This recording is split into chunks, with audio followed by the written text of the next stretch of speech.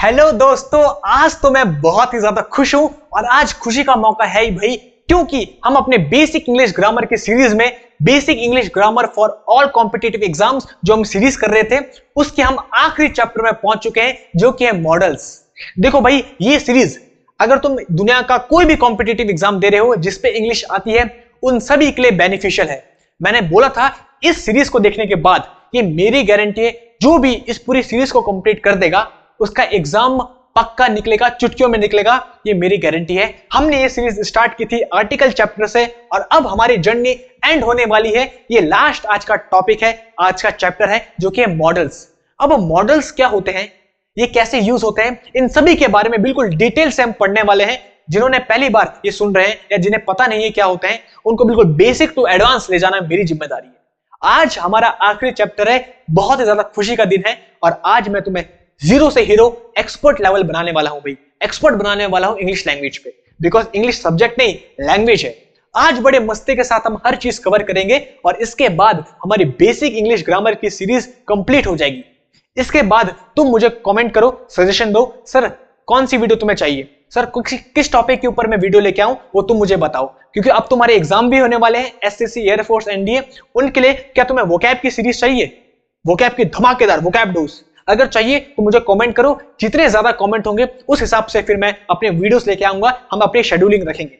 तो आज की वीडियो बहुत ही ज्यादा धमाकेदार होने वाली है, इसलिए अब फुल फोकस के साथ रेडी हो जाओ, कॉपी पेन अपने रेडी कर लो और करते हैं आज की धमाकेदार वीडियो को स्टार्ट।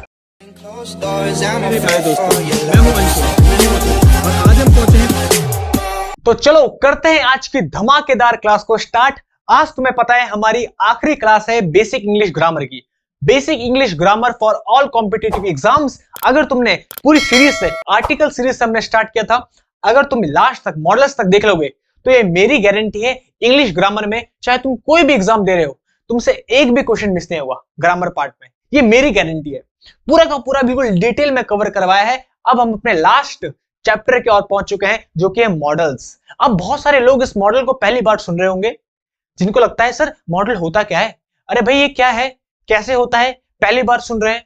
और बहुत लोगों ने मॉडल सुना होगा और उन्हें हमेशा कंफ्यूजन रहती है मॉडल्स में, इसके क्वेश्चंस कैसे सॉल्व होते हैं, मॉडल्स बोलते किसको हैं। तो आज मैं तुम्हें हर एक चीज बिल्कुल डिटेल में कवर करवाऊंगा, ये मेरी गारंटी है। और इसके बाद आज तुम एक्सपर्ट बनने वाले हो, इसलिए फुल फोकस के साथ सुनते रहो, बड़े मस्ती के साथ आज देखेंगे। आज आखिरी चैप्टर है, मेरा दिल बहुत ही ज्यादा खुश है, फुल एनर्जी के साथ मैं तुम्हें पढ़ा रहा हूं और मैं तुम्हें एक्सपर्ट बनाऊंगा, ये मैं कह रहा हूं, लिख के। एक्सपर्ट बनोगे आज तुम मॉडल के बारे में, क्या होते हैं, कैसे यूज होते हैं, क्यों यूज होते हैं, हर चीज उसके बारे में, उसकी हिस्ट्री क्या होती है, बिल्कुल डिटेल इन डेप्थ कवर करूंगा according to your examination. Examination में तुम्हें जो जो चीजें इंपॉर्टेंट है, जो आती है, उसी के अकॉर्डिंग मैं तुम्हें करवाऊंगा। वैसे तो बहुत सारी चीजें हैं जानने को, लेकिन एग्जाम के पॉइंट ऑफ व्यू से जो जो इंपॉर्टेंट चीजें हैं वो हर चीज कवर करवाऊंगा, इसीलिए बेटा ध्यान से देखना। आज तुम बड़ा मजा आने वाला है, तुमको बहुत वैल्यू मिलने वाली है। अब देखो मॉडल्स किसको कहते हैं, मॉडल्स होते क्या हैं, इससे पहले हम थोड़ा इसको समझने के लिए बढ़ते हैं वर्ब की तरफ। वर्ब किसको कहते हैं, वर्ब सबको पता है, वर्ब कहते हैं हम क्रिया को, किसी भी क्रिया को हम वर्ब कहते हैं। इसका मतलब जब भी सेंटेंस पे, देखो ध्यान से सुनना, बड़े मस्ती के साथ, उसके बाद नोट करते रहना, और तुम्हारे लिए इतनी अच्छी पीपीटी लेके आया हूं मैं। वर्ब कहते हैं क्रिया को, क्रिया मतलब किसी भी सेंटेंस पे अगर कोई भी एक्शन होता है तो उस एक्शन को जो वर्ड बताता है उसे हम कहते हैं वर्ब। किसी भी सेंटेंस पे जो भी एक्शन होता है, क्रिया होती है, उसको बताने वाले वर्ड को हम वर्ब कहते हैं। यहां पे लिख भी रहा हूं, किसी भी सेंटेंस के एक्शन को बताने वाले वर्ड को हम वर्ब कहते हैं। जैसे हम एग्जांपल देंगे, ही प्लेज फुटबॉल, वो फुटबॉल खेल रहा है। अगर हम इसमें ही प्लेज फुटबॉल, वो फुटबॉल खेलता है, अगर इस पे बात करें एक्शन क्या हो रहा है तो खेलने का एक्शन हो रहा है, वर्ब बता रहा है, इसलिए वो हमारा वर्ब हो गया। ही प्लेज फुटबॉल, वह फुटबॉल खेलता है, इसमें एक्शन क्या हो रहा है, खेलने का एक्शन हो रहा है, इसलिए ये हमारी वर्ब है।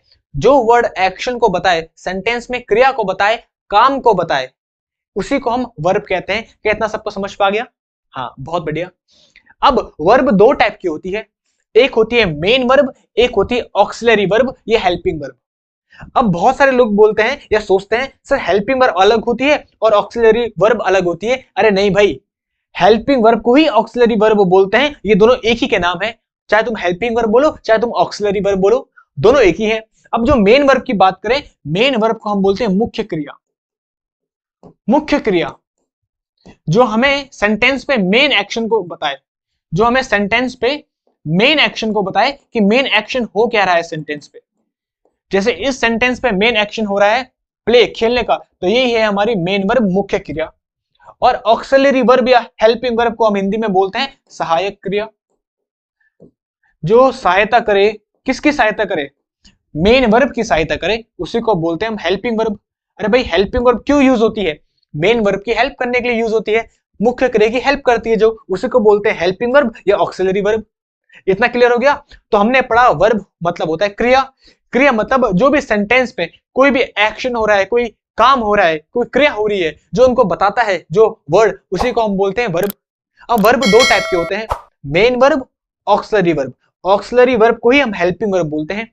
मेन वर्ब मतलब होता है मुख्य क्रिया, जो मेन एक्शन को बताए सेंटेंस पे, जैसे ही प्लेस फुटबॉल, तो ये मेन एक्शन को बता रहा है। और हेल्पिंग वर्ब होती है सहायक क्रिया, जैसे इज, अमार, वज, वर। इसी को मैं लेता हूं ही इज प्लेइंग क्रिकेट। अगर मैं ये एग्जांपल लूं ही इज प्लेइंग क्रिकेट, तो अब यहां पे देखो प्लेइंग ये तो है मेन वर्ब, मुख्य क्रिया, खेलने का काम हो रहा है तो मुख्य क्रिया है खेलने का, इसलिए वो बता रहे हैं मेन वर्ब। और हेल्पिंग वर्ब हमारी हेल्प कर रही है मेन वर्ब की टाइम बताने में। ये टाइम क्या है? प्रेजेंट। तो हेल्पिंग वर्ब क्या काम करती है? मेन वर्ब की हेल्प करती है टाइम बताने में। इतना है, इतना समझ पा गया? ओके। अब जो हेल्पिंग वर्ब होती है वो फर्दर दो टाइप की होती है, इसको जल्दी से नोट करो। अब आगे बढ़ते हैं। जो ऑक्सिलरी वर्ब होती है मतलब हेल्पिंग वर्ब, वो दो टाइप की होती है, प्राइमरी ऑक्सिलरी वर्ब और मॉडल ऑक्सिलरीज। इसे तुम प्राइमरी हेल्पिंग वर्ब भी बोल सकते हो। प्राइमरी हेल्पिंग वर्ब एक ही नाम है ना? या तो प्राइमरी ऑक्सिलरी वर्ब बोलो या प्राइमरी हेल्पिंग वर्ब बोलो, इसे मॉडल ऑक्सिलरीज बोलो या मॉडल हेल्पिंग वर्ब बोलो, बात एक ही है। हेल्पिंग वर्ब का नाम ही ऑक्सिलरी है, याद रखना। हेल्पिंग वर्ब को ही हम ऑक्सिलरी वर्ब बोलते हैं, तो कंफ्यूज होने की बात नहीं है। बहुत सारे लोग सोचते हैं ऑक्सिलरी अलग है हेल्पिंग वर्ब अलग है, अरे दोनों सेम है भाई। तो चाहे इसे प्राइमरी ऑक्सिलरी वर्ब बोलो चाहे प्राइमरी हेल्पिंग वर्ब बोलो, एक ही बात है। चाहे इसे मॉडल ऑक्सिलरीज बोलो या मॉडल हेल्पिंग वर्ब बोलो, एक ही बात है। इतना समझ पा गया? तो हेल्पिंग वर्ब दो टाइप की होती है, प्राइमरी, मॉडल्स। प्राइमरी होती है ये तीन, be form, have form, do form, मतलब बी, हैव, डू, ये तीन हमारी प्राइमरी ऑक्सिलरी वर्ब होती है। Primary be, have, do. अब फर्दर बी के अंदर आता है इज, एम, आर, वज, वर, बीन, बीइंग भी आता है, बीन, बीइंग, जो बी से बनते हैं ये सब के सब बी के अंदर आते हैं, बी फॉर्म के अंदर, इन्हें बोलते हैं प्राइमरी। हैव के अंदर आता है हैव, हैज, हैड, ये तीनों के तीनों आते हैं। हैव के अंदर हैज, हैव, हैड। और डू के अंदर डू, डज, डिड, और एक और भी आते हैं दो, डन, डूइंग, ये सब के सब डू के अंदर आते हैं। इतना क्लियर हो गया? इसे आराम से समझो। इन्हें हम बोलते हैं प्राइमरी ऑक्सिलरी वर्ब। ये बी के अंदर इसलिए है बिकॉज बहुत बार देखो जब तुम कोई बुक पढ़ोगे तो उस पर लिखा होगा टू बी के साथ वर्ब की थर्ड फॉर्म। जैसे तुम एक्टिव से पैसिव में जब कन्वर्ट करते हो तो वहां पे भी तुम्हें लिखा होता है टू बी के साथ वर्ब की थर्ड फॉर्म। और ये मैंने तुम्हें पहले भी एक्सप्लेन किया है, इसका मतलब बी के साथ वर्ब की थर्ड फॉर्म नहीं है, इसका मतलब बी से मतलब है इन सब का, कि यहाँ पे टू के बाद बी का मतलब है कोई भी आ सकता है, इजामार आ सकता है, वज, वर आ सकता है, बीन, बीइंग आ सकता है यहाँ पे। तो इस बी का मतलब ये होता है। अब बात समझ पा गई? हाँ, तो be form, have form, do form, ये सब के सब हमारी होती है प्राइमरी हेल्पिंग वर्ब। इजामार, वज, वर, हैज, हैव, सब के सब प्राइमरी हेल्पिंग वर्ब होती है। अब इनका नाम प्राइमरी हेल्पिंग वर्ब क्यों है? इनका नाम प्राइमरी हेल्पिंग वर्ब इसलिए है क्योंकि ये सब के सब जो हेल्पिंग वर्ब है, ये जितना भी हम पढ़ रहे हैं, ये सब का सब यहाँ पे लिख रहा हूं मैं, ये सब के सब हैं तो हेल्पिंग वर्ब। देखो ये सब के सब हैं तो हेल्पिंग वर्ब, लेकिन ये सब के सब मेन वर्ब का काम भी करते हैं, याद रखना। ये सब के सब है तो helping verb, primary helping verb, लेकिन मेन वर्ब का काम भी करते हैं जब मेन वर्ब एब्सेंट होता है, इसीलिए इनको हम प्राइमरी हेल्पिंग वर्ब बोलते हैं। प्राइमरी मतलब क्योंकि प्राइम है, ये सब का काम करते हैं। एज अ हेल्पिंग वर्ब भी यूज होते हैं, एज अ मेन वर्ब भी यूज होते हैं, दोनों का काम करते हैं, इसीलिए हम इन्हें प्राइमरी हेल्पिंग वर्ब या प्राइमरी ऑक्सिलरी वर्ब बोलते हैं। देखो जो प्राइम होते हैं ना वो सबका काम करते हैं। एग्जाम्पल देता हूं तुम्हें, यहां पे इसको रब करके एग्जाम्पल देता हूं। जैसे आई डू माई वर्क। एक मैंने ये सेंटेंस बोला, सेकंड मैंने बोला I do not go to market, एक ये बोला मैंने, और third I do not do my work, third ये। अब देखो जरा ध्यान से देखो, ये तीन सेंटेंस है। आई डू माई वर्क, मैं अपना काम करता हूं। I do not go to market, मैं मार्केट नहीं जाता हूं। I do not do my work, मैं अपना काम नहीं करता हूं। अब पहले वाले सेंटेंस पे जो डू है वो हमारा मेन वर्ब है। डू मेन वर्ब, काम करना है, कि मैं अपना काम करता हूं, तो ये एक्शन है, मेन वर्ब काम करना, तो ये मेन वर्ब है। सेकंड वाले में मेन वर्ब ये है और जो डू है ये हेल्पिंग वर्ब है। I do not go to market, तो जाने का काम हो रहा है, इसलिए गो है मेन वर्ब और डू है हमारा हेल्पिंग वर्ब। और थर्ड वाले में आई do not do my work, मैं अपना काम नहीं करता हूं, तो इसमें जो डू है यहाँ पे वो हेल्पिंग वर्ब है और यहाँ पे डू मेन वर्ब है। अब बात समझ पाई? देखो जो डू था, ये डू ही तो पढ़ रहे हैं हम। देखो ये डू जो प्राइमरी ऑक्सिलरी वर्ब होते हैं, पहले पे मेन वर्ब बना, सेकंड में हेल्पिंग वर्ब बना और थर्ड में हेल्पिंग वर्ब मेन वर्ब दोनों बना, वो भी एक ही सेंटेंस पे। आई बात समझ पे? देखो कितना इजी है। जो हमारे प्राइमरी हेल्पिंग वर्ब होते हैं वो एज अ हेल्पिंग वर्ब भी बिहेव करते हैं, एज अ मेन वर्ब भी बिहेव करते हैं और as a helping verb main verb दोनों की तरह बिहेव करते हैं, वो भी एक ही सेंटेंस पे। तो इसीलिए इन्हें हम प्राइमरी ऑक्सिलरी वर्ब या प्राइमरी हेल्पिंग वर्ब बोलते हैं, बिकॉज ये प्राइम है। ये एज अ हेल्पिंग वर्ब भी बिहेव करते हैं, एज अ मेन वर्ब भी बिहेव करते हैं जब मेन वर्ब एब्सेंट होती है। अब बात करते हैं मॉडल्स की। जो मॉडल्स होते हैं वो होते हैं 10। Can, could, may, might, must, ये सब लिखा है, इसे तुम देख सकते हो। May, might, must, can, could, will, shall, would, should और टू, ये 10 के 10 हमारे मॉडल्स होते हैं।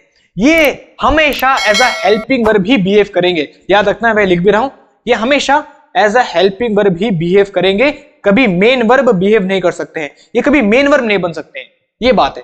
जो प्राइमरी होते हैं वो as a helping verb main verb दोनों बनते हैं, लेकिन जो मॉडल्स होते हैं वो हमेशा एज अ हेल्पिंग वर्ब ही बिहेव करते हैं, मेन वर्ब ये कभी सेंटेंस में नहीं बन सकते, ये हमेशा एज अ हेल्पिंग वर्ब ही आएंगे।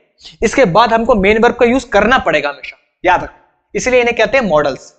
इन सब के बाद हमें मेन वर्ब का यूज करना पड़ेगा, जैसे ही कैन डू इट, तो कैन है ये हमेशा एज अ हेल्पिंग वर्ब ही आएगा और इसके बाद हमें हमेशा मेन वर्ब का यूज करना ही पड़ेगा। इनके बाद हमेशा वर्ब की फर्स्ट फॉर्म आती है। मॉडल्स हमेशा अपने बाद, ये जितने भी मॉडल्स हैं ये हमेशा अपने बाद सबके सब वर्ब की फर्स्ट फॉर्म ही लेते हैं और ये हमेशा एज अ हेल्पिंग वर्ब भी बिहेव करते हैं। इनके बाद हमेशा मेन वर्ब आती ही आती है, ये कभी अकेले नहीं आते, हमेशा इनके बाद मेन वर्ब आती है, वर्ब की फर्स्ट फॉर्म। इतना क्लियर हो गया। और अब हम इस चैप्टर में मॉडल्स के बारे में ही पढ़ने वाले हैं। तो अभी तक हमने बिल्कुल बेस कंप्लीट कर चुका है। मॉडल्स क्या होते हैं? वर्ब हमने पढ़ा, वर्ब दो टाइप की होती है, एक होती है मेन वर्ब, एक होती है हेल्पिंग वर्ब। फिर हेल्पिंग वर्ब दो टाइप की होती है, प्राइमरी हेल्पिंग वर्ब, मॉडल्स। अब मॉडल्स कैसे यूज होते हैं? मॉडल हमेशा as a helping verb use होते हैं, उसके बाद हमेशा मेन वर्ब आती ही आती है। मेन वर्ब भी कौन सी? वर्ब की फर्स्ट फॉर्म। अब इनको नोट करो, ये सब के सब 10 मॉडल होते हैं। अब बात करते हैं हम general qualities of models. Model की जनरल क्वालिटी कैसे होती है उसके बारे में थोड़ा बात करते हैं। देखो कितना मजा आ रहा है, मैं बिल्कुल तुम्हें इन डेप्थ कवर करवा रहा हूं हर एक चीज। मॉडल होते क्या है, कितने होते हैं, अब ये कैसे बिहेव करते हैं, इनकी जनरल क्वालिटी क्या होती है, वो सब का सब अब हम पढ़ेंगे। तो इतनी डिटेल में, इतने मस्ती के साथ कौन पढ़ाता है भाई? इतनी डिटेल में पढ़ा रहा हूं मैं, इसके बाहर कुछ नहीं है। तो हमने पढ़े मॉडल 10 होते हैं और 3 सेमी मॉडल्स भी होते हैं। 3 सेमी मॉडल्स भी होते हैं। सेमी मॉडल्स मतलब होते हैं जो आधे हेल्पिंग वर्ब होते हैं, आधे मेन वर्ब होते हैं। मतलब कभी कभी एज अ हेल्पिंग वर्ब भी बिहेव करते हैं, कभी कभी एज अ मेन वर्ब भी बिहेव करते हैं। ये होते हैं नीड, डेयर और यूज्ड टू। ये 3 हमारे सेमी मॉडल्स होते हैं। मतलब ये एज अ हेल्पिंग वर्ब भी बिहेव करते हैं और एज अ मेन वर्ब भी बिहेव करते हैं जब मेन वर्ब एब्सेंट हो। तो ये होते हैं हमारे semi modals, as a helping verb भी बिहेव करते हैं, एज अ मेन वर्ब भी। बाकी जितने भी 10 मॉडल अभी हमने पढ़े वो सब के सब एज अ हेल्पिंग वर्ब ही बिहेव करेंगे, वो कभी मेन वर्ब नहीं बनते, याद रखना। अब समझ पा गया, जो हमने 10 मॉडल्स पढ़े वो हमेशा एज अ हेल्पिंग वर्ब आएंगे, मेन वर्ब कभी नहीं बनेंगे, उनके बाद हमेशा मेन वर्ब हमको गिवन ही होगा वर्ब के फर्स्ट फॉर्म। और ये है सेमी मॉडल, सेमी मतलब होता है आधा, तो ये आधे मॉडल्स हैं, मतलब आधे हेल्पिंग वर्ब हैं और आधे मेन वर्ब हैं। कभी कभी हेल्पिंग वर्ब का ये काम करते हैं, कभी कभी मेन वर्ब। अब इनका मतलब क्या होता है वो हम जानेंगे, इनका मतलब क्या होता है वो आगे हम डिस्कस करेंगे, बाकी इन सब को अभी हम जानेंगे। Can, could, may, might, must, ये सब होते क्या है इसको देखते हैं। अब देखो मॉडल्स क्या होते हैं, यहां पे मैं लिखवा रहा हूं मॉडल्स होते क्या है। मॉडल्स दिखाते हैं मूड को। अभी मुझको यहां पे थोड़ी इसको मैं रब कर रहा हूं, मॉडल्स दिखाते हैं मूड को। देखो मॉडल्स जो होते हैं वो दिखाते हैं मूड को। मूड मतलब मनोभाव को। समझते भी रहो और आराम से नोट भी करते रहो। ये है मॉडल्स। अब तुम बोलोगे सर मॉडल्स क्या होता है, मॉडल्स के बारे में पूरा चैप्टर हम पढ़ रहे हैं, ये तो हमने पूरा बैकग्राउंड जाना। अब मॉडल होते क्या है, मॉडल्स होते हैं मूड को जो दर्शाने वाले वर्ड्स होते हैं, हेल्पिंग वर्ब होते हैं जो मनोभाव को बताए। देखो ये वाले मॉडल नहीं है जो चलते हैं रैंप वॉक करते हैं, नहीं, इनका नाम मॉडल्स इसलिए पड़ा इन हेल्पिंग वर्ब का नाम क्योंकि ये मूड को दिखाते हैं, मूड को दर्शाते हैं, मनोभाव को दर्शाते हैं। जैसे फॉर एग्जाम्पल शुड है, शुड का मतलब होता है चाहिए, और ऑट टू है, ऑट टू का मतलब भी होता है चाहिए। शुड और ऑट टू दोनों का मतलब है चाहिए, लेकिन फिर भी शुड कब यूज होगा, ऑट टू कब यूज होगा वो डिपेंड करेगा मूड में, हम किस मूड में बोल रहे हैं, उस मूड के अनुसार हम शुड और ऑट टू दोनों में अलग अलग जगह यूज करेंगे, वो हम आगे पढ़ेंगे किस पे शुड होगा किस पे ऑट टू होगा। वैसे ही जैसे कैन है और मे है, दोनों थोड़ा बहुत सेम है, दोनों का मतलब सेम ही है, दोनों प्रेजेंट के लिए यूज होते हैं, लेकिन किस मूड के अनुसार हम बोल रहे हैं उसके अनुसार हम कैन और मे का यूज करेंगे। वैसे ही जैसे कुड और माइट है, कुड और माइट का मतलब भी लगभग सेम है, लेकिन मूड के अनुसार हम दोनों का यूज करेंगे, हमारा मूड कैसा है उसके अनुसार। अब बात समझ पा गई? तो जो मॉडल्स होते हैं वो मूड के अनुसार हमको सेंटेंस में आते हैं और सेंटेंस पे हम उनका यूज करते हैं मूड के अनुसार, इसलिए बोला है मॉडल्स, जो हमको मूड दर्शाएं, मूड के बारे में बात करें। अब हम जरा जनरल क्वालिटीज पढ़ते हैं मॉडल्स की, कि मॉडल्स की जनरल क्वालिटीज क्या होती है इसके बारे में, बस उसके बाद हम चैप्टर स्टार्ट करेंगे। देखो आज हम पढ़ेंगे बिल्कुल बेसिक, बिल्कुल मैं तुम्हें बेसिक टू एडवांस लेके जा रहा हूं ताकि तुम्हें कहीं भी दिक्कत ना आए। मॉडल्स होते क्या हैं, किस लिए होते हैं, मॉडल्स उनका नाम क्यों पड़ा, क्योंकि वो मूड को दर्शाते हैं, मूड मतलब मनोभाव को बताते हैं, उसी के अकॉर्डिंग वो आते हैं, बस वही चीज हम पढ़ रहे हैं। अब जनरल क्वालिटीज ऑफ मॉडल, इसको हेडिंग डालो, मॉडल्स की जनरल क्वालिटीज क्या होती है। पहली जो क्वालिटी है उसकी वो है always used with main verb, ये हमेशा मेन वर्ब के साथ ही आते हैं, ये मैंने तुम्हें बता दिया है, क्योंकि ये कभी मेन वर्ब नहीं बन सकते हैं, इसलिए हमेशा इनके बाद मेन वर्ब गिवन ही होती है हमको। अब देखो जैसे ये he is a tall boy, ठीक है, इस पे थोड़ा कलर चेंज करते हैं, he is a tall boy, वो लंबा लड़का है, इसमें मेन वर्ब है हमारी इज, ये हमारी मेन वर्ब है। तो जो ये इज है ये तो प्राइमरी वर्ब होती है, देखो प्राइमरी हेल्पिंग वर्ब तो होती है इज, तो जो प्राइमरी होती है वो एज अ हेल्पिंग वर्ब और एज अ मेन वर्ब दोनों की तरह बिहेव करती है। देखो इस सेंटेंस पे मेन वर्ब बनी है क्योंकि इस सेंटेंस पे कोई एक्शन नहीं हो रहा है, तो जो प्राइमरी है, प्राइमरी ऑक्सिलरी वर्ब, वही हमारी मेन वर्ब बनी है। सबको इतना क्लियर हो रहा है? इस तो हेल्पिंग वर्ब होती है, लेकिन क्योंकि इस पे कोई एक्शन नहीं हो रहा है इसलिए जो हमारी प्राइमरी हेल्पिंग वर्ब थी वही हमारी मेन हेल्पिंग वर्ब बन गई, तो जो हमारी प्राइमरी ऑक्सिलरी वर्ब थी वही हमारी मेन वर्ब बन गई। इतना क्लियर? लेकिन नेक्स्ट वाले पे ही कैन रन फास्ट, इस पे रन है मेन वर्ब और कैन जो है मॉडल है, ये मॉडल है हेल्पिंग वर्ब।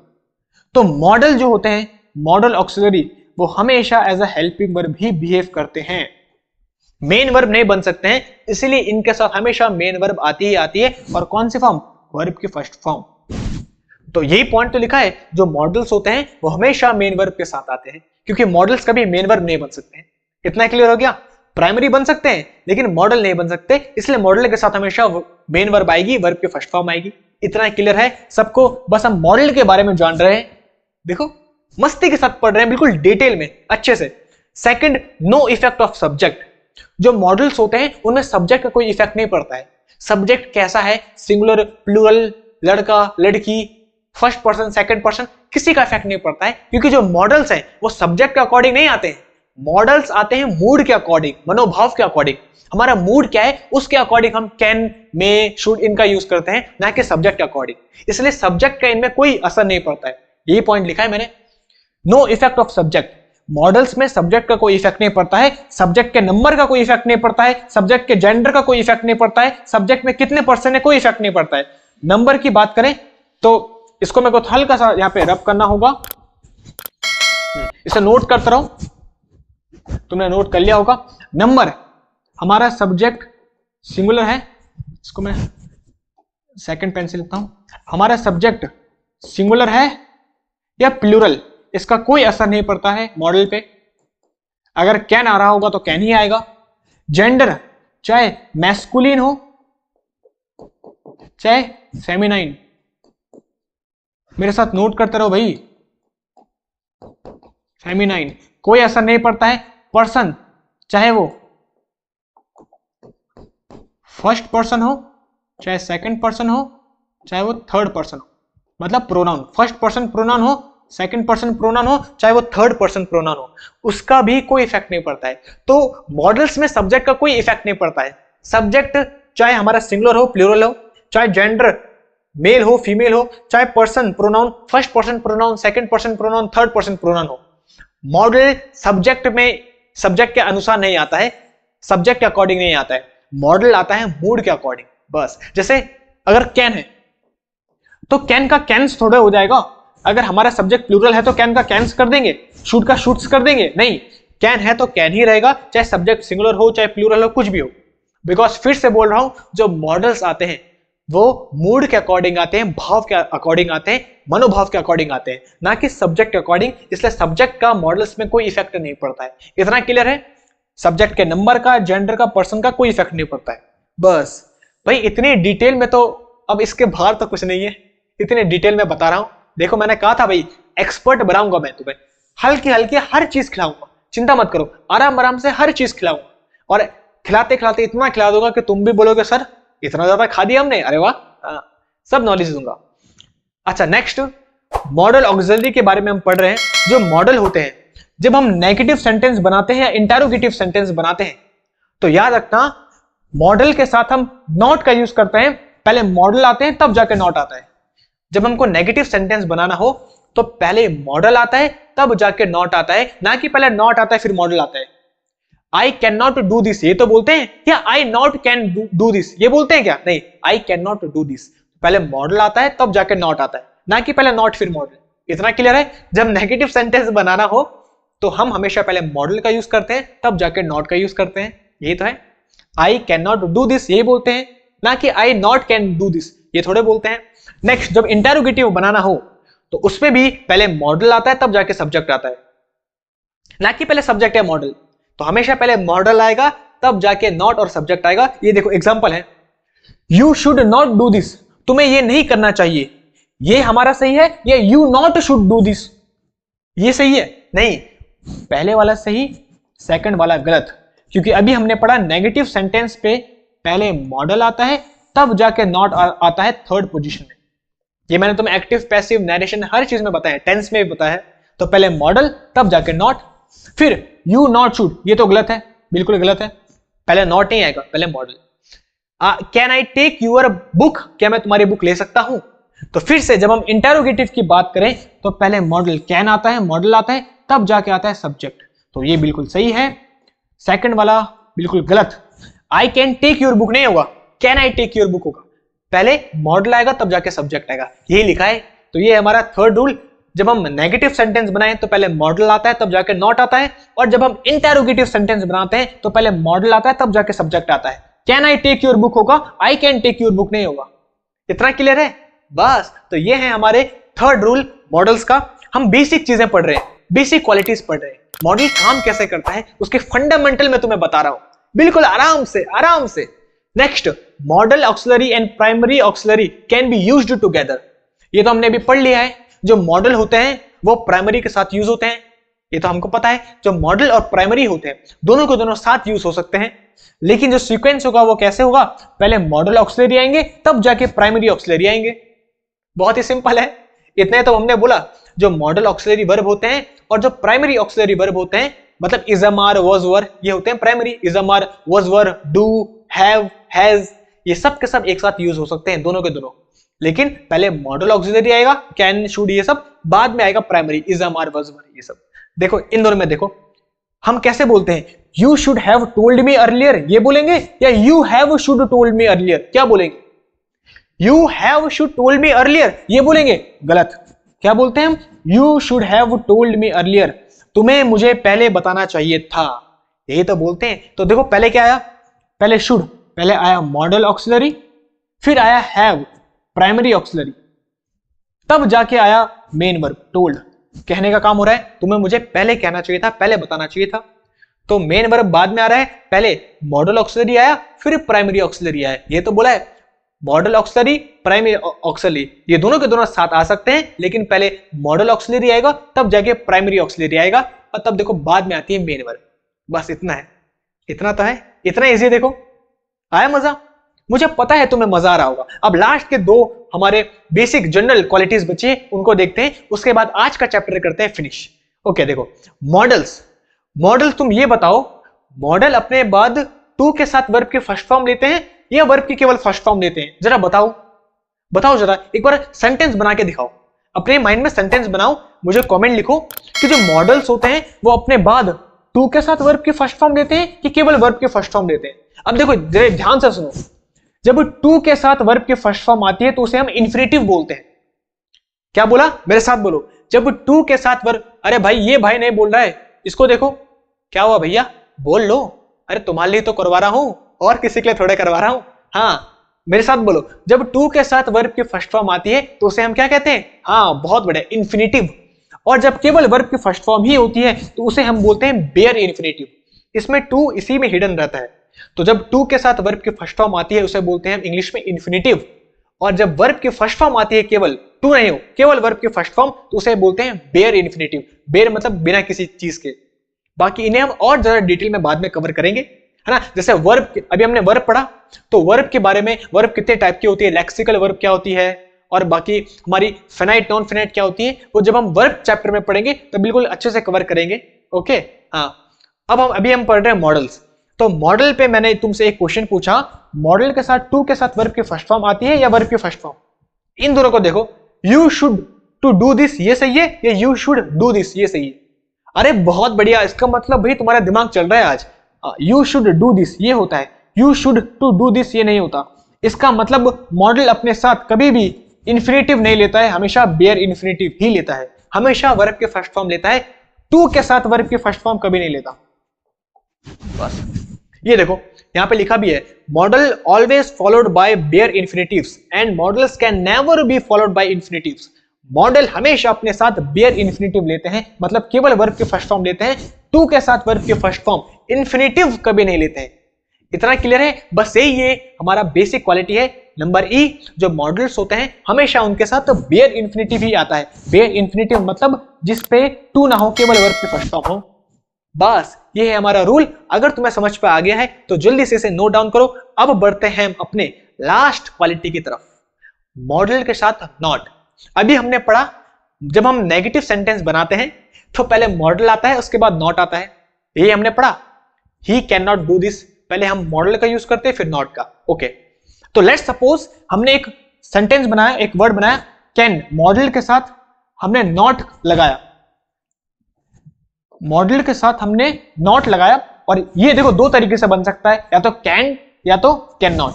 ये दो तरीके से बनता है ना। जब हम किसी मॉडल के साथ नॉट लगाएं तो या तो हम उसको कांट लिखते हैं या तो उसको कैन नॉट लिखते हैं। अब देखो जब हम कांट इसको लिखते हैं तो इस कांट को बोलते हैं शॉर्ट फॉर्म। ये देखो शॉर्ट फॉर्म है। और जो कैन नॉट है ये तुमको पता है सबको, ये हमारी फुल फॉर्म है ना। इतना समझ पाया? हम जब कैन के साथ नॉट लगाते हैं तो दो तरीके से लिख सकते हैं, एक कैंट और एक कैन नॉट।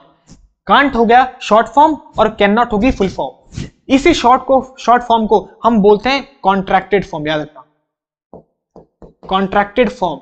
इसी शॉर्ट फॉर्म को हम कॉन्ट्रैक्टेड फॉर्म भी बोलते हैं, क्योंकि कॉन्ट्रैक्टेड है ना, शॉर्ट फॉर्म है, और जो फुल फॉर्म है इसी को हम बोलते हैं अनकॉन्ट्रैक्टेड फॉर्म। बस इतना सिंपल है। देखो इंग्लिश की मैं तुम्हें कितनी सारी जनरल छोटी छोटी बातें बता रहा हूं, लेकिन बहुत इंपॉर्टेंट चीजें हमने पढ़ा। जब मॉडल के साथ हम नॉट का यूज करते हैं तो हम दो तरीके से लिख सकते हैं, एक शॉर्ट फॉर्म में कैन और एक फुल फॉर्म में कैन नॉट। शॉर्ट फॉर्म को हम कॉन्ट्रैक्टेड फॉर्म बोलते हैं, कॉन्ट्रैक्टेड छोटा करना, और कैन नॉट फुल फॉर्म को अनकॉन्ट्रैक्टेड फॉर्म। अब बात ये आती है जब हम प्रेफरेंस देते हैं, प्राथमिकता देते हैं, याद रखना जब भी हम प्रेफरेंस देते हैं, प्राथमिकता देते हैं, तो हम हमेशा कॉन्ट्रैक्टेड फॉर्म को ही देते हैं, ये छोटी वाली फॉर्म को, बड़ी फुल फॉर्म को नहीं देते हैं। जब भी हमको प्राथमिकता देनी होती है तो हम हमेशा कॉन्ट्रैक्टेड फॉर्म को ही देते हैं, जैसे कांट, शुडंट, वुडंट, कुडंट, इन सबको कॉन्ट्रैक्टेड फॉर्म को कब देते हैं, ये देखो मैं यहां पे लिख रहा हूं, जब भी हमें या तो कोलोकियल लैंग्वेज की बात करें या तो इंटरोगेटिव नेगेटिव की बात करें।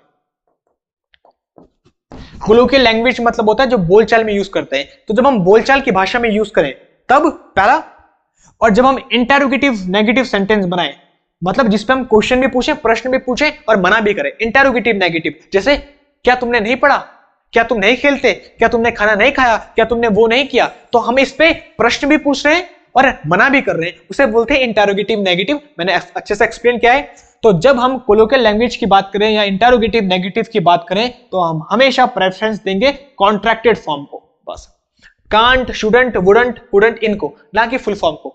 For example can not you help me ये बोलेंगे या कांट यू हेल्प मी ये बोलेंगे, बस इसका आंसर तुम दे दो मुझे कमेंट में। सबके सब जो ये वीडियो देख रहे हैं, लास्ट टॉपिक है, तो मुझे ये बताओ हम can not you help me बोलेंगे या कांट यू हेल्प मी बोलेंगे, ये बताओ क्या बोलेंगे, किसको प्रेफरेंस देंगे। अभी तो हमने पढ़ा जब हम इंटरोगेटिव नेगेटिव सेंटेंस बनाएं जिसपे मना भी करें और प्रश्न भी पूछें तो हम हमेशा कॉन्ट्रैक्टेड फॉर्म को ही प्रेफरेंस देते हैं, अनकॉन्ट्रैक्टेड फॉर्म, फुल फॉर्म को नहीं देते। हम हमेशा can not you help me कभी नहीं बोलते, हम बोलेंगे कांट यू हेल्प मी, क्या तुम मेरी हेल्प नहीं करोगे। तो ये है हमारा लास्ट रूल। हमने पढ़ा जब मॉडल के साथ हम नॉट को ऐड करते हैं तो कांट और कैन नॉट दो फॉर्म बनती है, ये शॉर्ट फॉर्म कॉन्ट्रैक्टेड फॉर्म है और ये फुल फॉर्म अनकॉन्ट्रैक्टेड फॉर्म है। जब भी हमें प्राथमिकता देनी होगी तो हम हमेशा कॉन्ट्रैक्टेड फॉर्म को देंगे। जब हमें इंटरोगेटिव नेगेटिव बनाना होगा या कोलोकियल बोलचाल की भाषा में यूज करना होगा तो स्पोकन इंग्लिश पे भी हम can not you help me नहीं बोलते, कांट यू हेल्प मी बोलते हैं। तो ये था हमारा मॉडल चैप्टर। मुझे पता है तुम्हें आज बहुत ज्यादा मजा आया होगा, बहुत खुशी तुम्हें मिली होगी, क्योंकि आज हमने बिल्कुल बेसिक टू एडवांस कवर किया। वो बच्चे जो पहली बार ये वीडियो देख रहे हैं, जो पहली बार मॉडल शब्द सुन रहे हैं या जिन्हें पहले पता नहीं था सर मॉडल होता क्या है, उनको आज बहुत ज्यादा सेटिस्फैक्शन मिला होगा और बड़ा मजा आया होगा। मैंने आज तुम्हें आराम से हर चीज खिला के बहुत सारी चीजें खिलाई, तुम्हारा पेट भर गया होगा और तुम्हें बहुत ज्यादा वैल्यू मिली होगी। अगर तुम्हें पसंद आई आज की वीडियो, आज की वैल्यू, तो जल्दी से इस वीडियो को कर दो लाइक और चैनल को सब्सक्राइब कर दो ताकि आगे आने वाली वीडियोस, धमाकेदार वीडियोस तुमसे मिस ना हो। अब मैंने बोला है मैं वोकैब की सीरीज स्टार्ट करने जा रहा हूं, एसएससी, एयरफोर्स, एनडीए जितने भी एग्जाम आने वाले हैं उन सब के लिए। अगर तुम सच में चाहते हो कि मैं सीरीज लेके आऊं तो मुझे कमेंट में कर देना यस सर प्लीज आप वोकैब की सीरीज लेके आइए। जितने ज्यादा कमेंट्स होंगे उसके अकॉर्डिंग फिर मैं वीडियो की शेड्यूलिंग रखूंगा। और हाँ, अभी तुम्हारा काम खत्म नहीं हुआ है, ये जो चैप्टर है, ये जितना भी हमने किया है इतनी बेस्ट पीपीटी के साथ, वो सब का सब तुम्हें टेलीग्राम चैनल में विद फ्री ऑफ कॉस्ट मिल जाएगा। नीचे मैंने लिंक डिस्क्रिप्शन में दिया है, वहां जाके तुम क्लिक करके पूरी की पूरी पीपीटी तुम डाउनलोड कर सकते हो और उसका रिवाइज कर सकते हो। भैया रिवाइज जरूर करना, तब जाके क्लास एंड होगी, रिवाइज पक्का कर लेना। और अगर किसी ने इसके पहले के पार्ट्स नहीं देखे हैं, इसके पहले के टॉपिक्स नहीं देखे हैं, तो तुम्हें यहाँ पे दिख रहे हैं ना, आर्टिकल और प्रेपोजिशन दोनों दिख रहा है। धमाकेदार वीडियो है, जल्दी से उसे क्लिक करो, पढ़ो। मैं मिलता हूं तुम्हें नेक्स्ट वीडियो में, बाय बाय। आज हम पहुंचे हैं